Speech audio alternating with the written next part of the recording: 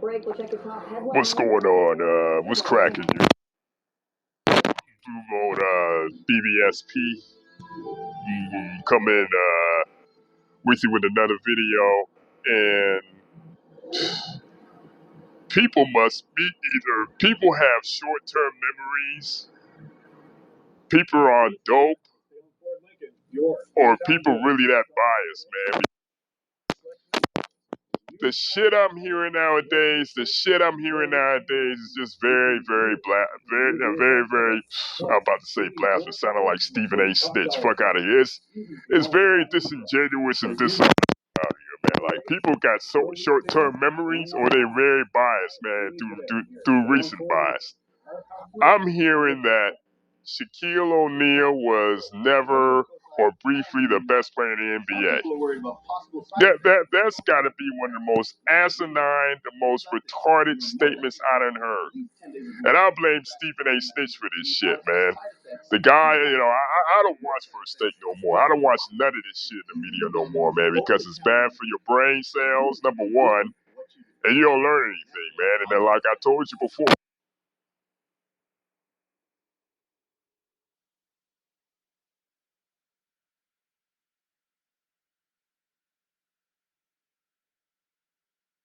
don't call it fair. And you got dick riders in the media, man. You got dick riders in the media, man. And it's been like this for the past years, man. It's worse here on YouTube. Yeah, here's see a video, man, by one particular YouTuber talking about Shaq was in the NBA briefly, and Kobe.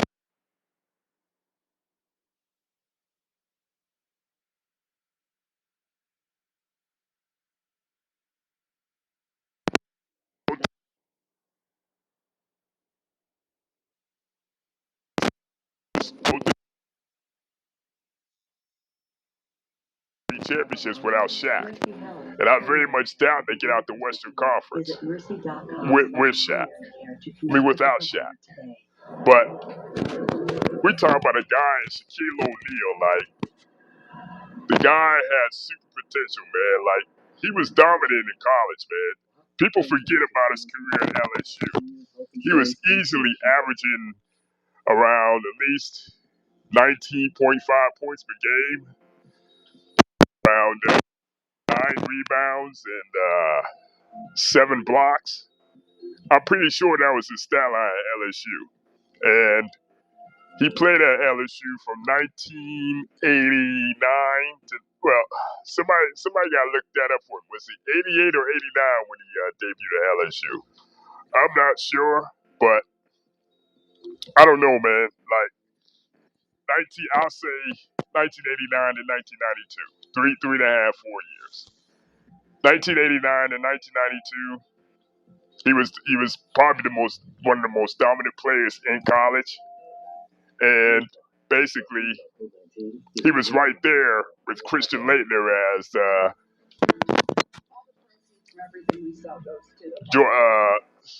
what's that award's name? He was right there. He was right there with a number of college basketball players as the John Wooden Player of the Year. And he almost won it in 1991. And people have forgotten about Shaq's career at LSU. He gets drafted to the Orlando Magic, 1992 draft. And he instantly changes the culture down there. Basically turns them into a winner in a respectable team. He basically changed life. You know what I mean? You never see the guy this agile, a center this agile, this athletic, that basically dominated the position. You know? And the second season, along with rookie Penny Hardaway, he led the Orlando Magic to the NBA playoffs. Yeah, I know they got swept. I know he got swept by the Pacers. But the point is, he had him in an upward climb. By his third year in the league, he had the Orlando Magic in the NBA Finals. Had the Orlando Magic in the NBA Finals, posted posted. This is his third season. This is his third season, mind you. Third season. Averaged 29 points per game. Had like nine rebounds and had like 5 blocks. I mean, and not only that, he finished second in the MVP voting. It led the Orlando Magic to like a 57-58 win season. Third year in the league. This is the third year in the league. Third year in the league. Led them right to the playoffs. And had them as an NBA Finals contender in his third season. Not only that, he was the first guy that's had a PER over first center. The first center that had a PER over way over, probably the highest PER for a center in that decade. Now, yeah, they lost in the finals, but my point is, yeah, they lost. Hakeem Olajuwon outplayed them. But my point is this: Shaq instantly changed and turned around the franchise. He instantly turned around the franchise. You know, fast forward a couple years. You know, last year in Orlando, they were still an NBA Finals contender, but because of circumstances dealing with contract situations and the fact that LA had a more lucrative offer, after 4 seasons with Orlando, he went to the Lakers, and he was still dominant. He was still dominant with the Lakers. You know. Fast forward to '98 season, you can make the argument that they could have easily, with better coaching, went to the finals that year. Because easily they were, you know, that Lakers team, '98, you had a young Kobe Bryant that was coming to his own, basically becoming a star overnight. Nick Van Exel, Eddie Jones, early incarnations of Derek Fisher and Robert Ory. That Laker team was stacked. And I feel like with better coaching, they could have easily been in the finals that year. And when you think about it, that's one of Shaq's most underrated years, 1998. Because when you think about it, the Lakers, they won 61 games, if I'm not mistaken. Yeah, 61 games, and finished third in the Pacific Division. Maybe, you know, Pacific Division. Yeah, finished third. They finished third, winning 61 games. They could have easily went to the finals this year had it been for a little bit of better coaching. And even then, Shaq was posting dominant numbers. But fast forward to the 2000s, Shaq's best year.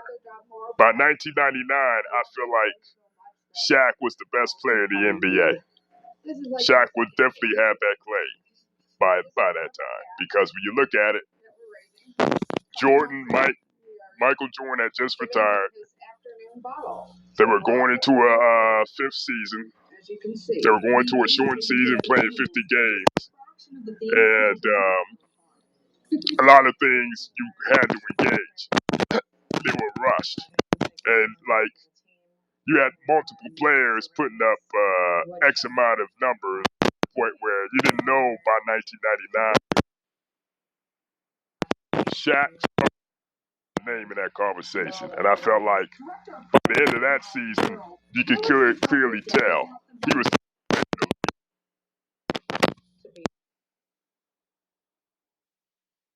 for Karl Malone or anybody else. But I felt like Shaq was younger. Shaq was more efficient scoring and a better overall player by 1999. Because you think about it, 1999, that season is shit. Karl Malone was, even though he was still a very good player, you could see the decline. 2000, his MVP year, he averaged about 30 points per game, had like 20 damn near 10 rebounds and 6 blocks. You know, 2000s, that 2000 season, man, he was dominant as fuck. You know, highest PER among centers, highest PPG among centers. And you look at that 2000 season with Shaq, he was clearly outright by then the best player in the NBA. You understand what I mean?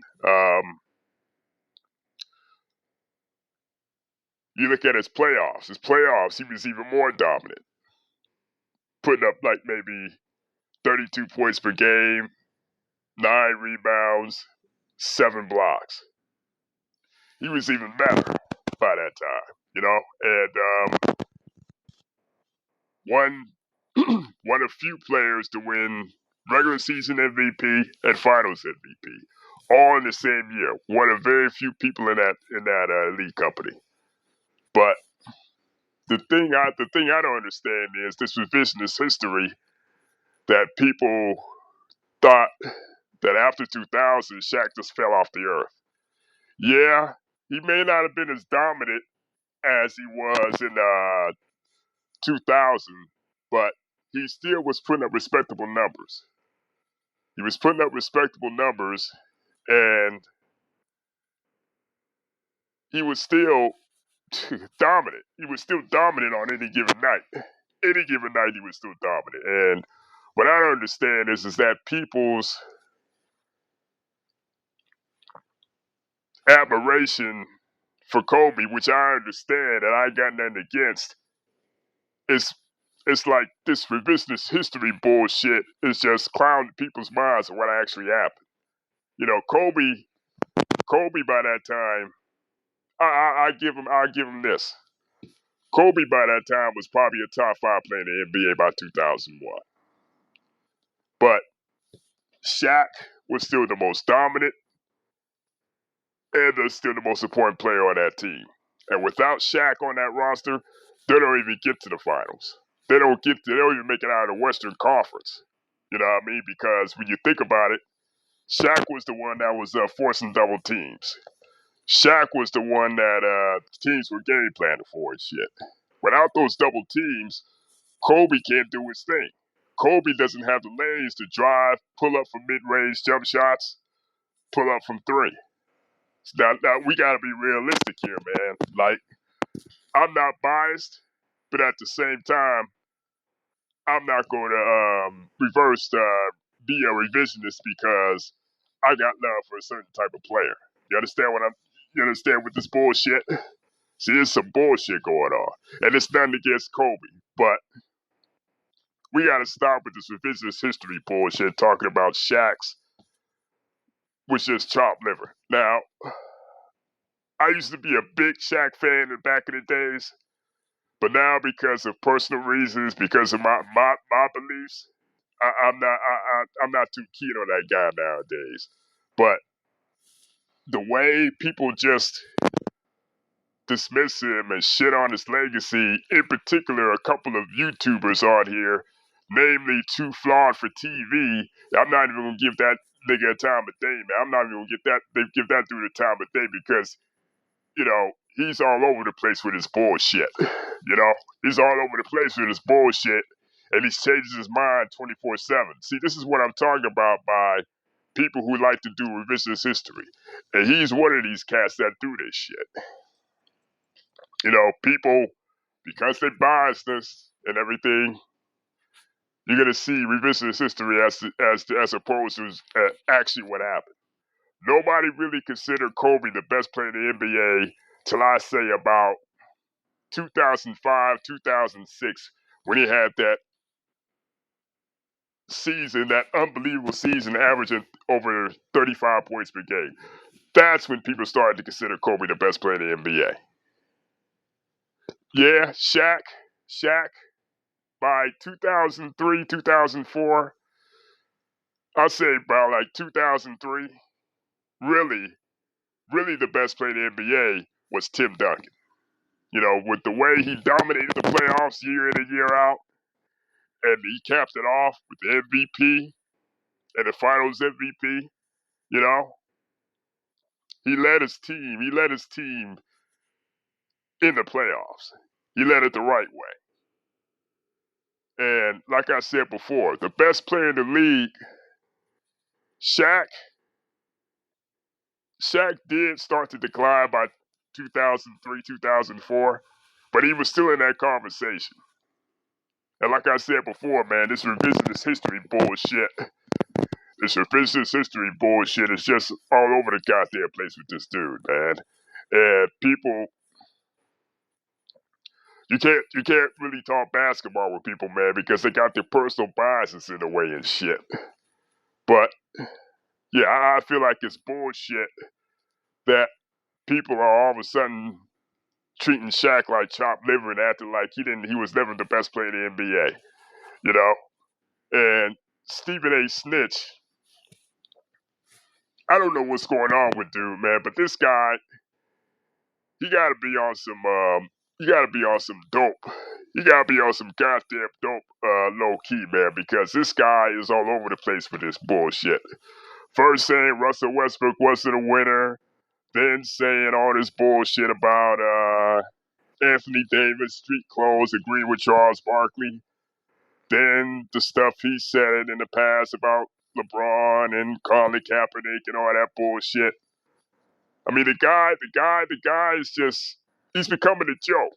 He's becoming a joke to me, man. I don't see how anybody with any common sense can take this dude seriously, man. Can take this dude seriously at all when it comes to any damn thing, especially basketball. Especially basketball. You can't take this cat seriously for shit because it's a biasness with this dude. And it's a biasness with a certain people here on YouTube. And especially, I just wanted to come on here real quick to refute some arguments as to people's biasness as opposed to what my two eyes saw. What actually happened. What actually happened. But that's it for now. Leave your comments in the section. Tell me what y'all think.